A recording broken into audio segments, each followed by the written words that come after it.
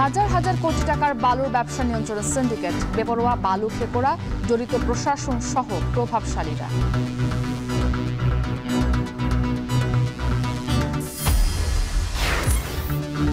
খোদ রাজধানীতেই অনিরাপদ নারীর বাস যাত্রা, রাতের অভিজ্ঞতা বেশি ভয়ঙ্কর, কাগজে কলমে সীমাবদ্ধ মহিলা বাস সার্ভিস।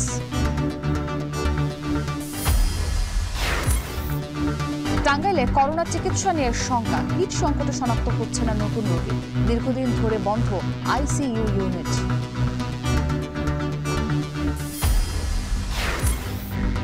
এবং ইসরায়েলি হামলায় যুক্তরাষ্ট্র যোগ দিলে নরকে পরিণত হবে গোটা অঞ্চল, ইরানের হুঁশিয়ারি, 14 দিনের মধ্যে সিদ্ধান্ত নেবেন ট্রাম্প।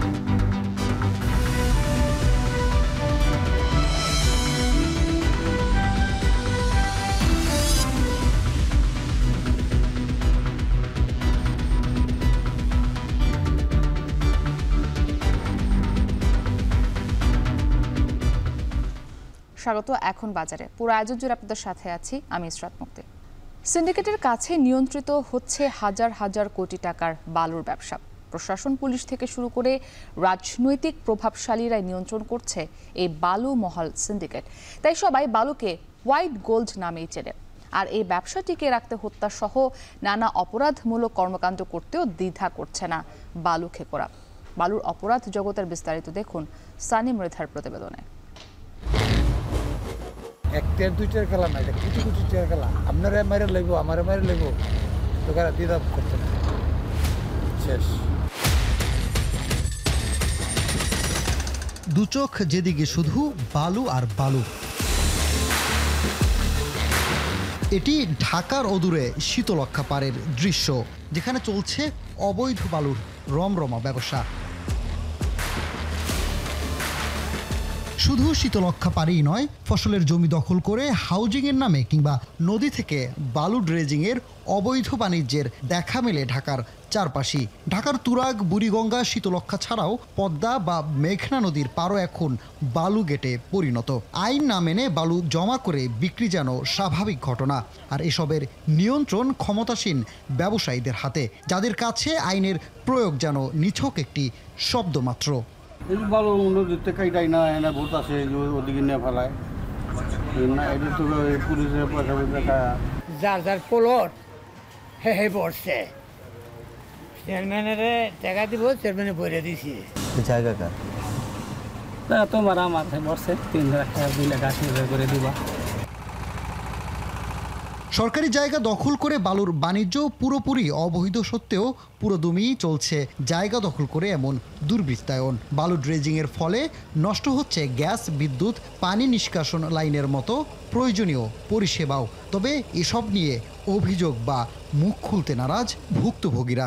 রাতের অন্ধকারে বেকু দিয়ে কাজ করে, কোনো লোক আসে না, শুধু বেকুর ড্রাইভার থাকে আর বা বল গেটের লোক থাকে, আর কোনো লোক সামনে ফেস হয় না। সব জায়গায় যে পরিস্থিতি এখন, বললে ঝামেলা, এটা কিছু বললে ঝামেলা, এটা কিছু বললে ঝামেলা, এটা কিছু বললে ঝামেলা, বাড়ির মধ্যে হামলা করবো, এটা করবো, এটা করবো।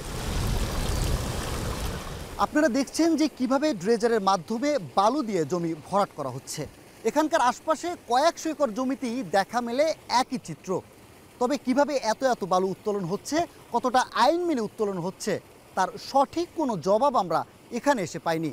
তবে এতটুকু বলা যায় যে এত এত বালু উত্তোলনের ফলে নদীর মৎস্য সম্পদ থেকে শুরু করে হুমকির মুখে পড়ছে নানা সম্পদ, একই সাথে বৃদ্ধি পাচ্ছে নদী ভাঙনও। আমরা জানতে চাই কিভাবে এর প্রতিরোধ করা সম্ভব, কারা এত এত বালু উত্তোলন করছে আর কতটা আইন মেনে উত্তোলন করা হচ্ছে। বালুমহল ও মাটি ব্যবস্থাপনা আইন 2010-এ বলা আছে পরিবেশ অক্ষুণ্ণ রেখে বালু তুলতে হবে। শুধু তাই না, সরকারি স্থাপনা, সড়ক, রেললাইন, সেতু, কালভার্টের 1 কিলোমিটারের মধ্যে বালু ড্রেজিংয়ে নিষেধাজ্ঞা আছে। তবে এসব আইন মানছেন না ইজারাদাররা। বাংলাদেশের লোক আপনি বোঝেন না, সবই হয়। আমি যদি 10 লাখ টাকা কামাই, তাহলে আমি যদি মনে করি যে আগে 6 লাখ টাকা সরাই দিই, 4 লাখ টাকা রাই, তো মানুষের অভাব পড়তো। বছরে যখন বালি ভরাট হয়েছে তখন মেঘনা নদী থেকে শীতলক্ষ্যাতে উড়াইছে। আপনারা যারা বালুর যারা ব্যবসা করে, না ওনারা তো সবসময় আসে না, ওই হয়তো মাঝে মধ্যে আসলে দেখলো পকেটের কি অবস্থা, বালু ফেলানো রাখবে কিনা। প্রতিদিনই দেশের বিভিন্ন স্থানে অবৈধভাবে কোটি কোটি টাকার বালু উত্তোলন হচ্ছে বিক্রির জন্য। এ নিয়ে এখন টিভির সাথে কথা হয় একজন বালু উত্তোলকের সাথে। তার দেওয়া তথ্যে স্পষ্ট হয় এই নিয়ম বহির্ভূত বালু তোলার বিষয়টি, যার সাথে জড়িত প্রশাসনের কর্তা ব্যক্তিসহ রাজনৈতিক প্রভাবশালীরাও। এদিকে আইনম্যান এটা মানে না, অনেক ক্ষমতা পাইছেন আপনি, ক্ষমতার বল দেয় কাটতেছে। কোটি কোটি টিয়ার খেলা, 1 টিয়ার 2 টিয়ার খেলা না, এটা কোটি কোটি টিয়ার খেলা। আপনারা মারে লইব, আমারে মারে লইব, তো দ্বিধা করতে না। কত পরিমাণে বালু জমা হয় বলতে এই বালুমহল নিয়ে আমাদের কাছে অসংখ্য অভিযোগ জানিয়েছে দেশের বিভিন্ন প্রান্তের ভুক্তভোগীরা। শুধু রাজধানী নয়, এর বাইরেও সৌন্দর্যের অপরূপ ভূমি সিলেট, সুনামগঞ্জ, হবিগঞ্জ ও মৌলভীবাজার সহ বিভাগের 8 জেলায় 89টি বালুমহল থাকলেও ইজারাযোগ্য রয়েছে 54টি। তার মধ্যে পরিবেশ সংকটাপন্ন এলাকা হিসেবে স্থায়ী 2টি সহ মামলা জটিলতায় ইজারা বন্ধ রয়েছে 34টি বালুমহল। কিন্তু কাগজে কলমে বন্ধ থাকলেও থেমে নেই বালু উত্তোলন। পরিবেশ প্রতিবেশ ধ্বংস করে নিয়মিত এসব স্থান থেকে অবৈধ উপায়ে চলছে বালু উত্তোলন। সানি মৃধা, এখন, ঢাকা। বালুমহলের সব অপরাধমূলক কর্মকাণ্ড নিয়ে বিস্তারিত দেখতে চোখ রাখুন আজ রাত 10টায় এখন টেলিভিশনে। চলে যাচ্ছি পরবর্তী প্রসঙ্গে। বর্তমান সময়ে এসেও নারীর জন্য বাস যাত্রা অনিরাপদ ও অনিশ্চিত। দিনে কিছুটা স্বস্তি থাকলেও রাতে হয়রানি ও ভয়ঙ্কর অভিজ্ঞতার ঝুঁকি বাড়ে। এই পরিস্থিতি মোকাবেলায় মহিলা বাস সার্ভিস চালু করা হলেও তা অপ্রতুল ও কার্যকর নয়। অনেক নারী এই সার্ভিসের সময়সূচি অস্তিত্ব সম্পর্কেই জানেন না। অন্যদিকে সাধারণ বাসে অনেক সময় সংরক্ষিত আসন দখল করে নেয় পুরুষ যাত্রীরা। পরিবহন ব্যবস্থার নারীবান্ধব সংস্কার সংক্রান্ত বিস্তারিত জেনে নেব তাসফিহা উখরুজের প্রতিবেদনে।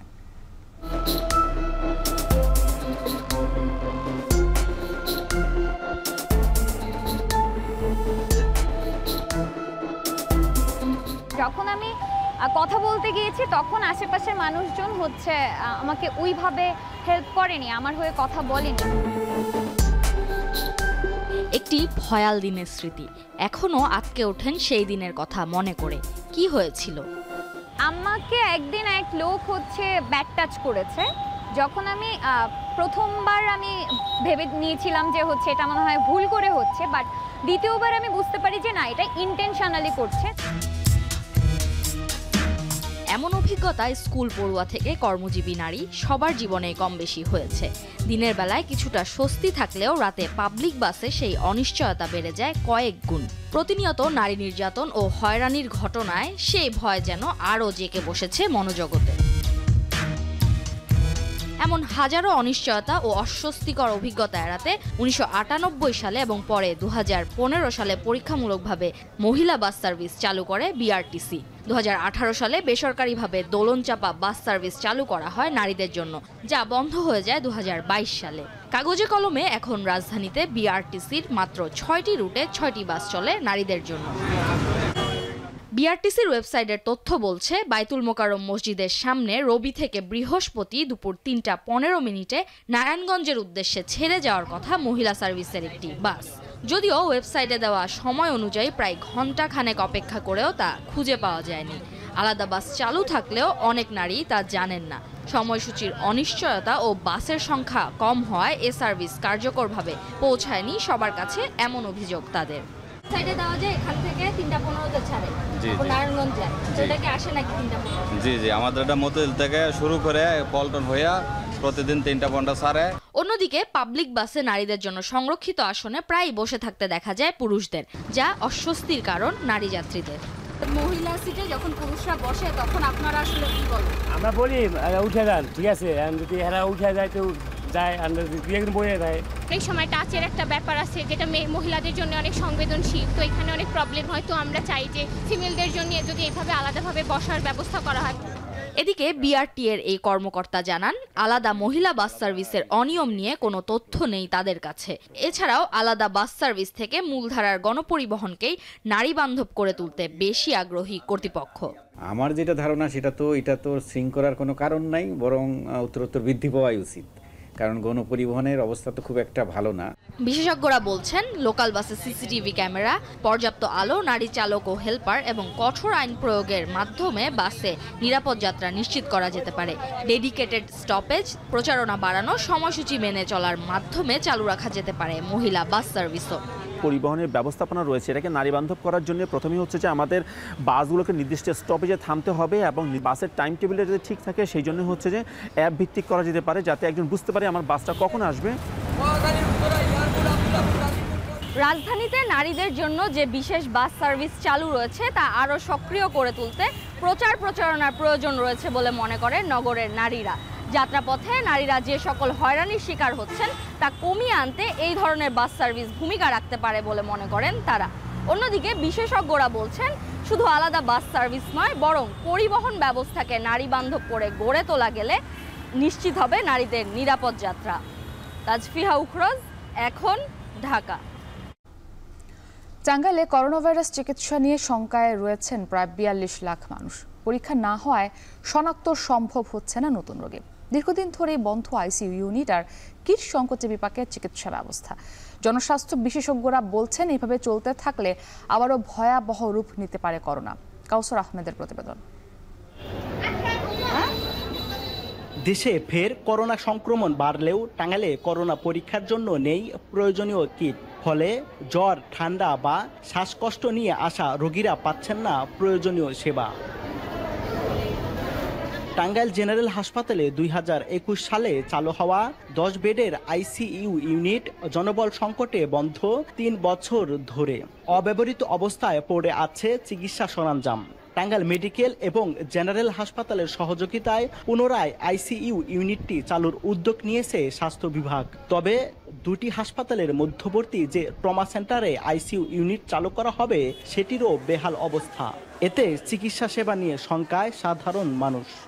আইসিইউ বন্ধ, কিন্তু এটা আমি চাই যে আইসিইউটা এটা চালু করুক। করোনায় কেউ আক্রান্ত হয়ে গেলে আমরা জানতেই পারবো না কিটের অভাবে, যেহেতু কিট নাই। চিকিৎসার কোনো ব্যবস্থাপনা নাই, আলাদা বেড বা আলাদা কক্ষ নাই, প্লাস আইসিইউ সেন্টারগুলো নাই। এই করোনা যেন আগের মতো মহামারী আকার ধারণ করতে না পারে, এই জন্য পরীক্ষা নিরীক্ষার ব্যবস্থা করে প্রয়োজনীয় চিকিৎসা ব্যবস্থা নিশ্চিত করা। করোনা পরীক্ষার কিট না থাকায় রোগী শনাক্ত করা সম্ভব হচ্ছে না বলে জানান এই কর্মকর্তা। ট্রমা সেন্টারে একটা আইসোলেশন ইউনিট আছে, সেটাকে আমরা ব্যবহার করব যদি সেরকম প্রয়োজন হয়, এবং একটা আইসিইউ আছে, এটা এখনও হ্যান্ডওভার হবে সেই ইয়েতে আছে। জেলা স্বাস্থ্য বিভাগ বলছে প্রায় ১৯,০০০ কিটের চাহিদার পাশাপাশি উপজেলা পর্যায়ে ৫টি করে করোনা বেড প্রস্তুতের নির্দেশনা দেওয়া হয়েছে। অপরদিকে আইসিইউ চালুর ব্যবস্থা করা হচ্ছে বলে জানান এই কর্মকর্তা। ১৯,৫৫০টা কিট চেয়েছি। আমাদের সারা বাংলাদেশের যেসব রিকোয়ারমেন্ট আছে সেটা সিএমএইচডি যেখান থেকে সাপ্লাই হয় তাদের বরাবর প্রেরণ করেছে। যদি ওরকম সিচুয়েশন হয় তাহলে আইসিইউ ওয়ার্ডগুলি করোনার জন্য ডেডিকেটেড করা হবে। ২০২১ সালের আগস্ট পর্যন্ত টাঙ্গাইলে ১৬,০০০-এর বেশি মানুষ করোনা আক্রান্ত হয়। এর মধ্যে মারা যায় প্রায় ২৫০। কাউসার আহমেদ, এখন, টাঙ্গাইল। মাত্র ২ জন মেডিকেল অফিসার দিয়ে চলছে সীমান্তবর্তী হিলি হাকিমপুরের ৫০ শয্যার উপজেলা স্বাস্থ্য কমপ্লেক্স। অথচ স্বাস্থ্য কমপ্লেক্সটিতে থাকার কথা ২৪ জন চিকিৎসক। এতে ব্যাহত হচ্ছে চিকিৎসা সেবা। ভোগান্তিতে পড়ছেন রোগী ও স্বজনরা। সোহেল রানার পাঠানো তথ্য ছবিতে বিস্তারিত। দিনাজপুর জেলা শহর থেকে ৮০ কিলোমিটার দক্ষিণে হওয়ায় আশপাশের উপজেলা সহ প্রায় ২.৫ লাখ মানুষের স্বাস্থ্য সেবার একমাত্র ভরসা হিলি স্থলবন্দর এলাকার হাকিমপুর উপজেলা ৫০ শয্যার স্বাস্থ্য কমপ্লেক্সটি। কিন্তু রোগীদের সেবা দেওয়ার কথা থাকলেও চিকিৎসক সংকটে হাসপাতালটি যেন নিজেই ভুগছে অসুখে। বেশ কিছুদিন ধরেই হাসপাতালটিতে নেই কোনো বিশেষজ্ঞ কিংবা গাইনি চিকিৎসক। ১২ জন মেডিকেল অফিসার ও সার্জন এবং ১২ জন কনসালটেন্ট সহ মোট ২৪ জন চিকিৎসক থাকার কথা থাকলেও আছে মাত্র ২ জন মেডিকেল অফিসার। এছাড়াও হাসপাতালে এক্স রে ও আলট্রাসোনোগ্রাম যন্ত্র থাকলেও মিলছে না কাঙ্ক্ষিত সেবা। উন্নত মানের অপারেশন থিয়েটার থাকলেও নেই কোনো কার্যক্রম। আমি ডাক্তারকে দেখালাম, ডাক্তার আমাকে দেখে এই প্যারাসিটামল ট্যাবলেট, গ্যাসের ট্যাবলেট আর সর্দির ট্যাবলেট দিল। আমার মুখে রক্ত আসতেছে, আমি যে চিকিৎসা করাতে সেই চিকিৎসা আমি পেলাম না। গাইনি ডাক্তার থাকলে গাইনি ডাক্তারকে বলা যাবে, সব মহিলা ডাক্তারকে তাহলে আমাদের সমস্যার সমাধান হবে না। এখানে যে পরিমাণ আমরা চিকিৎসা পাওয়ার কথা সেখানে আমরা পাচ্ছি না। যে রোগের যে চিকিৎসক বা বিশেষজ্ঞ বা সার্জন সেখানে আমরা পাই না। অনেক গরিব লোক আছে যারা করতে পারে না, বাইরে অনেক টাকা লাগে, এই জন্য এখানে যদি সেই ব্যবস্থাটা থাকে তাহলে গরিব দুঃখী মানুষের জন্য একটু ভালো হয়। চিকিৎসক সংকট থাকায় ভোগান্তি পোহাতে হচ্ছে রোগীদের, চাপ বেড়েছে চিকিৎসকদের উপরও। তাদের মতে চিকিৎসক সংকট কেটে গেলে সেবার মান আরও বাড়বে। সবকিছু চলমান আছে, কিন্তু প্রয়োজনীয় সংখ্যক ডক্টর থাকলে রোগীদের জন্য উপকার হতো। আমরা ডক্টররা চিকিৎসক সংকটের কারণে মানসিক এবং শারীরিকভাবে অনেক কষ্টের ভিতরে আছি। 2 জন মেডিকেল অফিসার দিয়ে আমাদের ইমার্জেন্সি আউটডোর ইনডোর চালানো খুবই কষ্টকর। আমরা এটা চালাতে আমরা হিমশিম খাচ্ছি। গত ফেব্রুয়ারি মাসেও আমরা চাহিদা পাঠিয়েছি এবং ইভেন গত এপ্রিল মাসেও আমরা চাহিদা পাঠিয়েছি আমাদের ডাক্তার সংকটের কথা বলে। এই স্বাস্থ্য কমপ্লেক্সে প্রতিদিন বহির্বিভাগে চিকিৎসা নিতে আসেন 400 থেকে 500 রোগী। এছাড়াও গড়ে ভর্তি থাকেন 40 থেকে 50 জন। তাই অতি দ্রুত স্বাস্থ্য কমপ্লেক্সটিতে চিকিৎসক নিয়োগ দিয়ে চিকিৎসা সেবা নিশ্চিত করবে সরকার, এমনটাই প্রত্যাশা সীমান্তবর্তী লাখো মানুষের। এখন হিলি। ইরান আক্রমণে ইসরায়েলের সাথে যুক্তরাষ্ট্র যোগ দিলে তা পুরো অঞ্চলকে নারকীয় বিপর্যয়ের মুখে ঠেলে দেবে। ব্রিটিশ সংবাদ মাধ্যম বিবিসিকে দেওয়া সাক্ষাৎকারে এই হুঁশিয়ারি দিয়েছেন ইরানের উপপররাষ্ট্রমন্ত্রী সাইদ খতিবজাদে। তিনি বলেন, এটি যুক্তরাষ্ট্রের যুদ্ধ নয়, যুক্তরাষ্ট্র এই যুদ্ধে জড়ালে ইতিহাসের খলনায়ক হয়ে উঠবেন মার্কিন প্রেসিডেন্ট। এর আগে হোয়াইট হাউস জানায় ইরানে হামলায় যোগ দেওয়ার ব্যাপারে 2 সপ্তাহের মধ্যে সিদ্ধান্ত নেবেন ট্রাম্প। তার আগ পর্যন্ত সংঘাত বন্ধে কূটনৈতিক প্রচেষ্টা চলবে। এদিকে জরিপ বলছে এই সংঘাতে যুক্তরাষ্ট্রের সম্পৃক্ততা সমর্থন করেন না 60% মার্কিন নাগরিক। এদিকে সংঘাত তীব্র হতে থাকার মধ্যেই যুক্তরাষ্ট্রের সাথে সরাসরি আলাপ করছে ইরান। এরই মধ্যে বেশ কয়েকবার মার্কিন বিশেষ দূত স্টিভ উইটকফ ও ইরানের পররাষ্ট্রমন্ত্রী আব্বাস আরাকচির ফোনালাপ হয়েছে বলে জানিয়েছেন সংশ্লিষ্ট কূটনীতিকরা।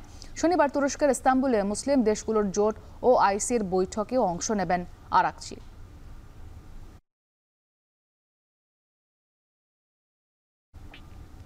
ইরানে হামলা না চালালে ক্ষমতাচ্যুত হওয়ার আশঙ্কা ছিল ইসরায়েলের প্রধানমন্ত্রী বেনিয়ামিন নেতানিয়াহুর। বিশ্লেষণধর্মী প্রতিবেদনে আল জাজিরা বলছে, ইরান ইসরায়েল সংঘাতের জেরে দেশের রাজনৈতিক ঐক্য ফিরিয়ে আনতে সক্ষম হয়েছেন তিনি। ধামা চাপা দিয়েছেন গাজা যুদ্ধে বর্তমান প্রশাসনের ব্যর্থতাও।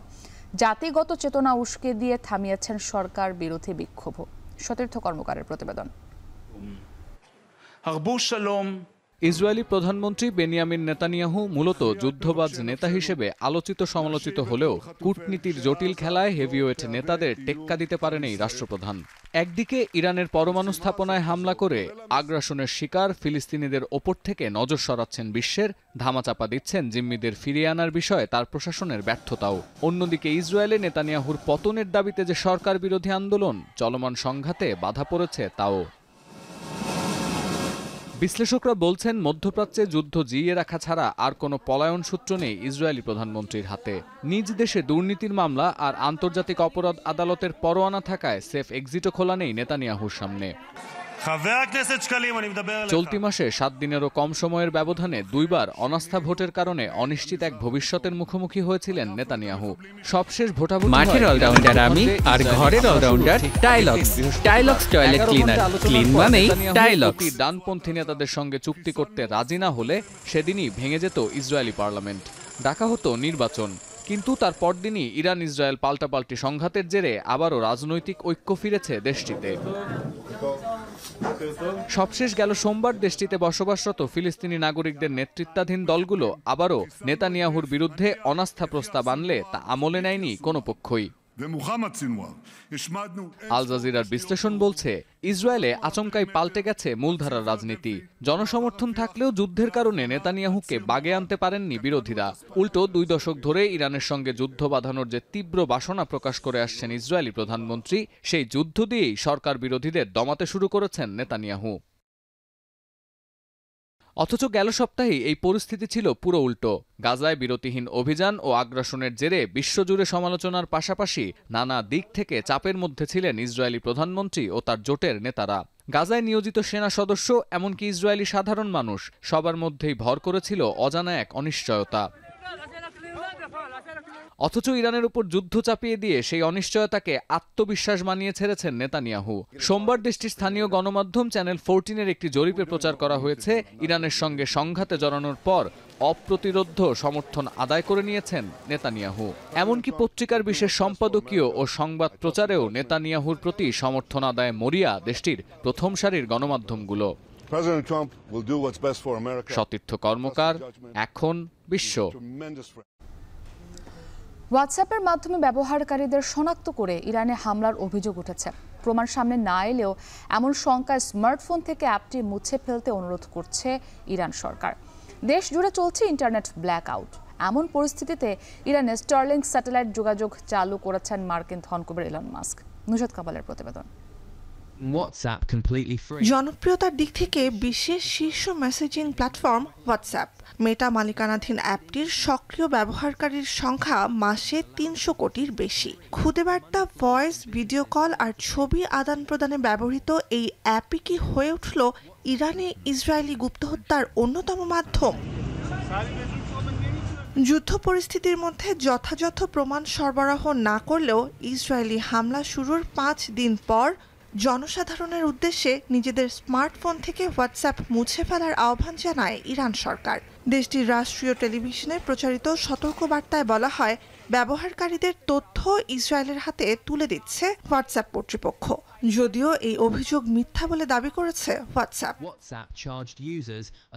গেল কয়েক বছরে বিভিন্ন সামাজিক যোগাযোগ মাধ্যম ব্যবহার নিষিদ্ধ করে ইরান। সরকারিভাবে ব্লক থাকলেও প্রক্সি ও ভিপিএন দিয়ে সামাজিক মাধ্যমগুলো ব্যবহার করেন ইরানের বিপুল সংখ্যক মানুষ। সরকার বিরোধী বিক্ষোভ দমনে 2022 সালে গুগল প্লে আর হোয়াটসঅ্যাপ নিষিদ্ধ করেছিল ইরান, যে নিষেধাজ্ঞা শিথিল হয় গেল বছরই।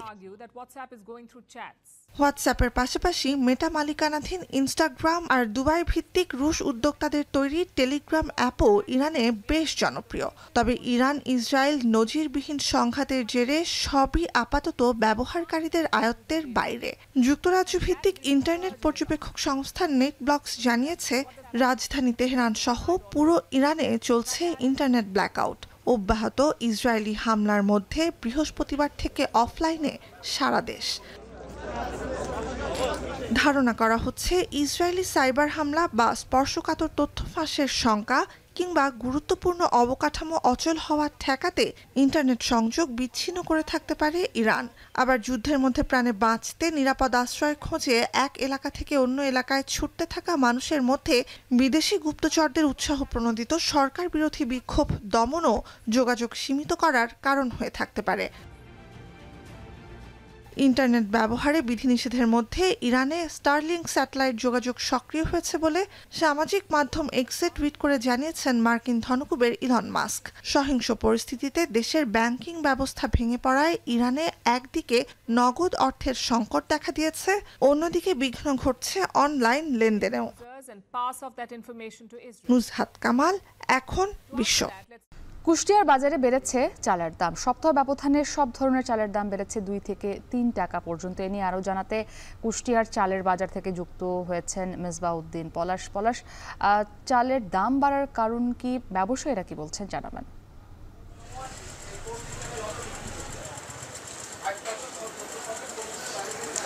মুক্তি, আমি এই মুহূর্তে রয়েছি কুষ্টিয়ার যে পৌর চাল বাজারে। আমি এখানে দেখি সকাল থেকে ঘুরেছি, প্রতি কেজি চালে কিন্তু 2 থেকে 3 টাকা বেড়েছে। আমি এই নিয়ে ব্যবসায়ীদের সাথে কথা বলেছি, মিলারদের সাথে কথা বলেছি। ব্যবসায়ীরা এবং মিলাররা বলছেন যে ধানের দাম বাড়ার কারণেই কিন্তু চালের দাম বেড়েছে, তাদের এরকম আসলে তারা দাবি করছেন। তবে এই নিয়ে আমি কিন্তু কৃষক পর্যায়ে কথা বলেছি। কৃষকরা বলছেন যে তারা কিন্তু ধান বিক্রয় করতে যে স্থানীয় যে বাজারগুলো, সেখানে কিন্তু তারা কিন্তু যে ব্যবসায়ী তাদেরকে কিন্তু পাচ্ছে না, এবং এতে কিন্তু তারা যে ধানের দাম সেটি কিন্তু এখন আমরা দেখেছি যে জাতভেদে ধানের দাম 1250 থেকে যে 1300 টাকায় তারা বিক্রয় করতে পারছেন। তবে এদিকে কিন্তু মেলাররা বলছেন যে ধানের দাম বেশি, এতেই তারা চালের দাম বাড়িয়েছেন। আরেকটু আসলে বলে রাখি যে মূলত আমাদের যে পুরো আমি এরকম আসলে চিত্র দেখেছি। এই নিয়ে আমি একটু আগেও কথা বলেছি কুষ্টিয়ার বাজার মনিটরিং কর্মকর্তা সুজাত আহমেদ খানের সাথে। তিনি বলছেন যে প্রতিদিনই তারা মনিটরিং সেটি আসলে করছেন এবং মনিটরিং করে তারা যে বিভিন্ন ব্যবসায়ীদেরকে জরিমানা করছেন যে দাম বৃদ্ধি সহ এইসব নেওয়ার কারণে।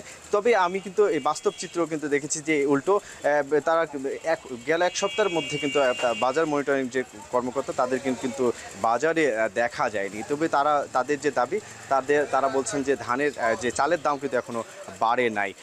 আর একটু বলে রাখি, আমি এই নিয়ে ক্রেতাদের সাথে কথা বলছি। ক্রেতারা বলছেন যে এরকম একটি ভরা মৌসুম, এখন যদি চালের দাম বাড়ে তাহলে আরও যে পরবর্তী যে সময় এতে আসলে তারা দারুণ বিপাকে পড়বেন। এই নিয়ে আমি ক্রেতারা কিন্তু এরকম আসলে বলছেন।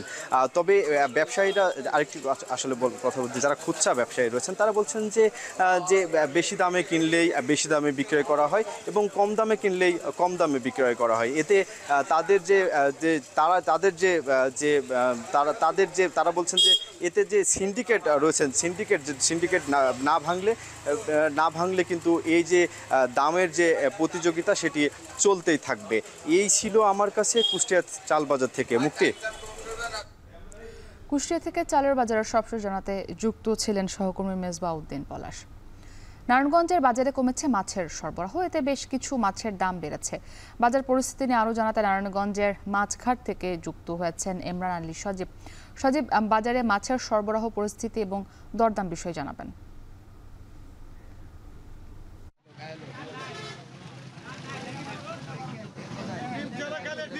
জি, নারায়ণগঞ্জের ৩ নম্বর মাছঘাট থেকে আজকে সকালে এসে যেটি দেখতে পেয়েছি যে আজকে সাপ্তাহিক ছুটির দিনে কিন্তু সকাল থেকেই মাছ বাজারে ক্রেতা সমাগম অনেকটাই বেড়েছে।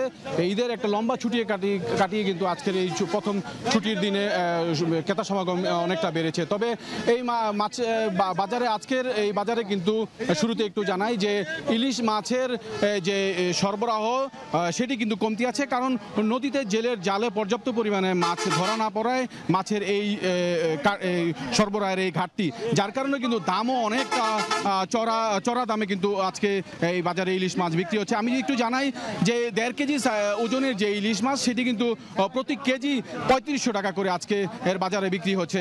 এছাড়া 1 কেজির যে ইলিশ মাছটি আছে সেটি বিক্রি হচ্ছে 2400 টাকা। এছাড়া আরেকটু ছোট সাইজের ইলিশ যেটি 700 গ্রাম ওজন সেগুলি আজকের বাজারে বিক্রি হচ্ছে 1400 টাকা করে কেজি। এছাড়া আমি আরেকটু বলতে চাই যে নদীর পাশাপাশি সাগরেও কিন্তু মাছ ধরার নিষেধাজ্ঞা তুলে দেওয়া হয়েছে। তারপরেও কিন্তু বৈরী আবহাওয়ার কারণে, গত সপ্তাহে যে বৈরী আবহাওয়ার কারণে জেলেরা মাছ ধরতে পারছে না, বিক্রেতারা আমাদেরকে জানাচ্ছেন, যার কারণে কিন্তু এই বাজারে আমরা সাগরের যে মাছের সরবরাহ সেটিও কিন্তু আমরা কম দেখতে পেয়েছি। তবে যেই মাছটি আমরা দেখতে পেয়েছি যে রূপচাঁদা মাছের দেখা মিলেছে এই বাজারে, সেটিও কিন্তু অনেকটাই চড়া দামে বিক্রি হচ্ছে স্বাভাবিক সময়ের চাইতে। আজকের বাজারে রূপচাঁদা বিক্রি হচ্ছে 1200 থেকে 1300 টাকা। স্বাভাবিক সময়ে যেই মাছটি বিক্রি হয়ে থাকে 1000 থেকে 1100 টাকা করে কেজি। এছাড়া কিন্তু ছোট মাছের ক্ষেত্রেও যদি একটু দাম বলতে চাই, যে এই মাছের দামটাও কিন্তু একটু বেশি আছে। যে মলা মাছ কিন্তু বিক্রি হচ্ছে 320 টাকা থেকে আকার ভেদে 600 টাকা করে কেজি, এটিও কিন্তু অনেকটা দাম বেশি আছে। এছাড়া স্বাভাবিক রয়েছে তেলাপিয়া, রুই, পোয়া সহ বিভিন্ন চাষের মাছ। এছাড়া কই মাছও আগের দামে বিক্রি হচ্ছে 200 থেকে 220 টাকা কেজি। তেলাপিয়া বিক্রি হচ্ছে 130 থেকে 150 টাকা কেজি। তো এই ছিল নারায়ণগঞ্জের মাছ বাজার থেকে দরদামের সর্বশেষ। নারায়ণগঞ্জ থেকে মাছ বাজারের সবশেষ জানাতে যুক্ত ছিলেন ইমরান আলী সজীব। চাঁপাইনবাবগঞ্জে ক্ষীরসাপাত আমের মৌসুম প্রায় শেষ, এতে গেল 1 সপ্তাহ ধরে বেড়েছে দাম। প্রতি মন আমে 1500 টাকা পর্যন্ত বেড়ে বিক্রি হচ্ছে 3.5 থেকে 4000 টাকায়। এ নিয়ে আরও জানাতে শহরের পুরাতন আম বাজার থেকে যুক্ত হয়েছেন সোহান মাহমুদ। সোহান, বাজারে আমের সরবরাহ ও দরদাম কেমন জানাবেন, এবং বাগান মালিক ও ব্যবসায়ী যারা রয়েছেন তারা কি বলছেন?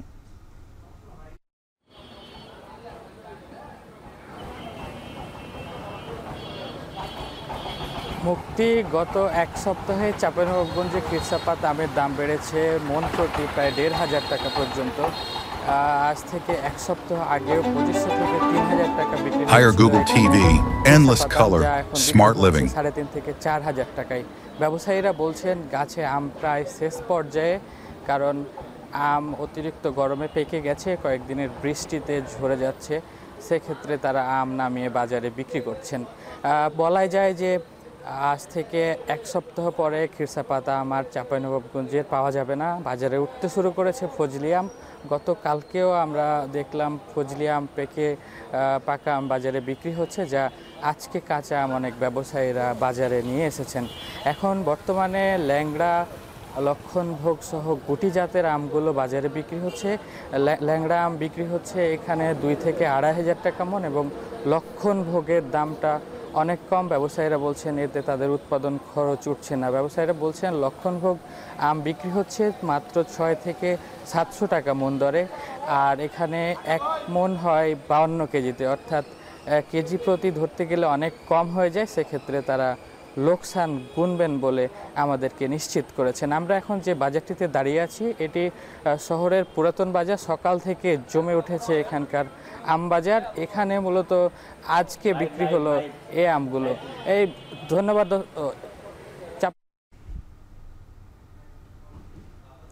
চাঁপাইনবাবগঞ্জ থেকে যুক্ত ছিলেন সোহান মাহমুদ।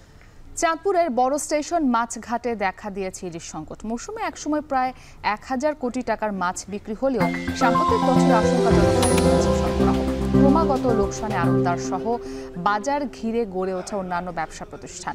এতে ঐতিহ্যবাহী বাজারটি অস্তিত্ব সংকটে পড়েছে। প্রশাসন বলছে ইলিশের উৎপাদন বাড়াতে নানা উদ্যোগ নিয়েছে সরকার, পাশাপাশি বৃদ্ধি করা হচ্ছে চাষের মাছের উৎপাদন।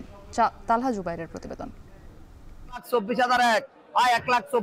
চাঁদপুরের ইলিশের খ্যাতি দেশের গণ্ডি পেরিয়ে পৌঁছে গেছে বিদেশেও। ইলিশের পর্যাপ্ত সরবরাহ আর উন্নত যোগাযোগের কারণে ব্রিটিশ আমলেই ডাকাতিয়া নদীর তীরে গড়ে ওঠে বড় স্টেশন মাছঘাট, যেখান থেকে সারা দেশে পৌঁছে যায় রূপালী ইলিশ, যাতে সমৃদ্ধ হয়েছে স্থানীয় অর্থনীতি।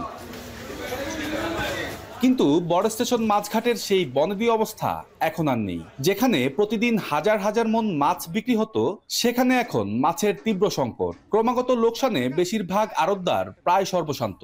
ভোর থেকে রাত পর্যন্ত ব্যস্ত থাকা শত শত শ্রমিক হারিয়েছেন কর্মসংস্থান। আগে তো সময় আমরা ভাত খাওয়ানোর টাইমে হইতাম না, পানি খাওয়ানোর টাইমে হইতাম না।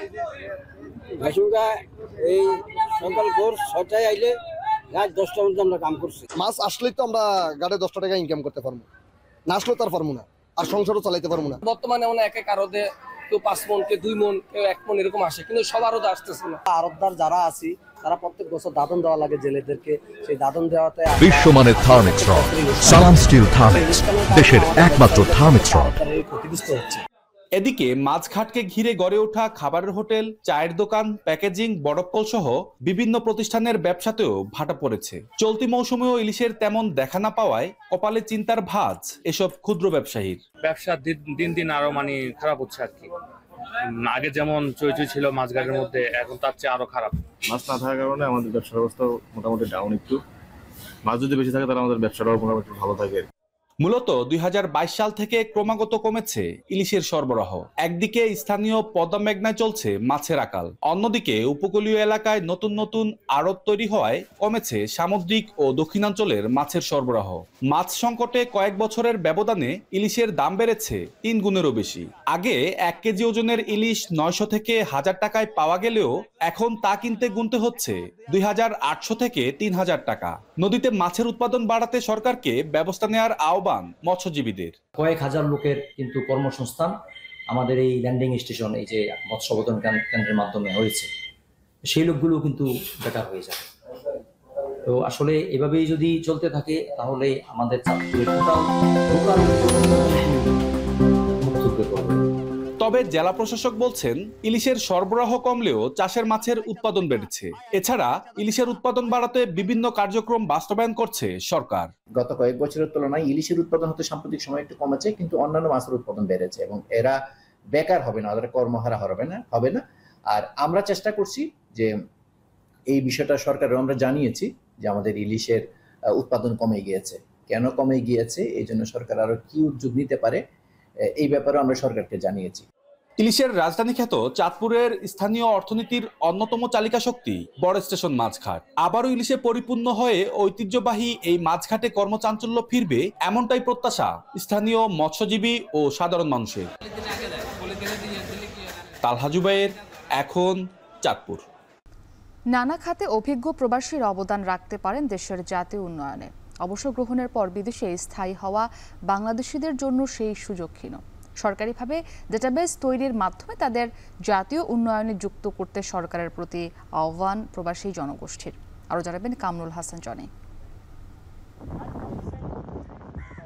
বিশ্বের বিভিন্ন দেশে নানা খাতে মেধাবী ও অভিজ্ঞ প্রবাসী বাংলাদেশিদের অনেকেই কয়েক দশক পার করেছেন সংশ্লিষ্ট পেশায়। অবসর গ্রহণের পর তাদের বেশিরভাগ বিদেশেই থেকে গেলেও নিজ নিজ খাতে দীর্ঘদিনের অভিজ্ঞতা নিয়ে যুক্ত হতে চান দেশের উন্নয়ন কার্যক্রমে। প্রবীণ অভিজ্ঞ প্রবাসী বাংলাদেশিদের দেশে সংশ্লিষ্ট খাতে যুক্ত করতে সুযোগ সৃষ্টির পরামর্শ প্রবাসীদের। এখানে যারা রিটায়ার্ড করছে তারা তো খুব এক্সপিরিয়েন্স তাদের আছে বিভিন্ন সেক্টরে। বাংলাদেশে নিয়ে ওদেরকে কাজে লাগালে আমার মনে হয় বাংলাদেশ খুব উপকৃত হবে। অন্তর্বর্তী সরকারের বিভিন্ন পরিকল্পনায় নানা পর্যায়ে কাজের সুযোগ পেয়েছেন বিদেশে বেড়ে ওঠা অনেক প্রবাসী। বিদেশ ফেরত কর্মকর্তারা নিজেদের অভিজ্ঞতা কাজে লাগিয়ে ইতোমধ্যে প্রশংসিত হয়েছেন। এরই ধারাবাহিকতায় অবসরপ্রাপ্ত অভিজ্ঞ প্রবাসীদের আরো বড় পরিসরে জাতীয় জনবলে যুক্ত করার আহ্বান সংযুক্ত আরব আমিরাতের বাংলাদেশি প্রবাসীদের। ডিফারেন্ট পর্যায়ের যে অভিজ্ঞতা, এটা আমার মনে হয় যে আমরা যারা রিটায়ার করে গেছি, আমাদের সঙ্গে আরো অন্য বিভিন্ন ফিল্ডে যারা আছেন, অয়েল বা গ্যাস ফিল্ডে যারা আছেন, তাদেরকে যদি কাজে লাগানো যায়, এই সেক্টরগুলো আমাদের দেশে প্রচুর উন্নয়ন হবে বলে আমরা আশা করি। প্রবাসীরা বলছেন, সরকারি উদ্যোগে ডাটাবেস তৈরি করে দেশের উন্নয়নে তাদের কাজে লাগানো সম্ভব। কেন্দ্রীয়ভাবে এই উদ্যোগ নিয়ে দেশের বাইরে থাকা বাংলাদেশ মিশনগুলোকে এক্ষেত্রে কাজে লাগানোর পরামর্শ সংশ্লিষ্টদের। এনআরবি স্কিলটাকে কাজে লাগিয়ে আমাদের ফিউচার জেনারেশন তথা দেশটাকে আগানোর জন্য, প্রোগ্রেস করার জন্য, সেটা বৈজ্ঞান ভিত্তিক হোক, সেটা বিভিন্ন কিছুতে হয়ে থাকুক না কেন, আমার মনে হচ্ছে this is the one of the most important point. আমাদের একটা কম্প্রিহেনসিভ সেন্ট্রাল ইনিশিয়েটিভ, সেটা মিশন ঢাকা থেকে হলে ভালো হয়। আমাদের কতগুলো মিশনকে সেটাতে সংযুক্ত করতে হবে। সেটা ইউরোপের, আমেরিকার মিশনগুলো হতে পারে, আমাদের সৌদি আরব, সংযুক্ত আরব আমিরাত, কাতার, এই মিশনগুলোতেও আমাদের বেশ কিছু প্রফেশনালসরা আছেন। প্রবাসীরা বলছেন, বিশ্বের বিভিন্ন দেশে ছড়িয়ে ছিটিয়ে থাকা অভিজ্ঞ প্রবাসীদের মেধা কাজে লাগানোর পরিবেশ তৈরি করা গেলে বাংলাদেশ দীর্ঘমেয়াদে লাভবান হবে। কামরুল হাসান জনি, এখন সংযুক্ত আরব আমিরাত। এখন বাজার শেষ করার আগে শিরোনামগুলো আরো একবার। হাজার হাজার কোটি টাকার বালুর ব্যবসা নিয়ন্ত্রণে সিন্ডিকেট, বেপরোয়া বালু খেকোরা, জড়িত প্রশাসন সহ প্রভাবশালীরা।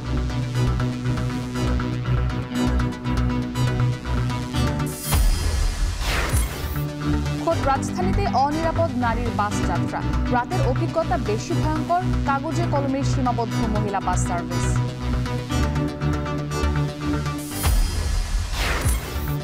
টাঙ্গাইলে করোনা চিকিৎসা নিয়ে শঙ্কা, কিট সংকটে শনাক্ত হচ্ছে না নতুন রোগী, দীর্ঘদিন ধরে বন্ধ আইসিইউ ইউনিট।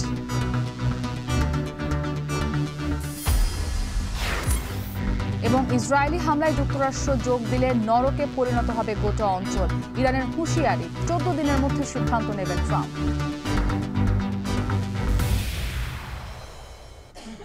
এই ছিল এখন বাজারে। এখন টেলিভিশন ওয়েবসাইটে দেখতে ভিজিট করুন এখন.টিভি, এছাড়া ফেসবুকে দেখতে ভিজিট করুন facebook.com/tv.এখন, আর ইউটিউবে সরাসরি দেখুন youtube.com/c/echontv।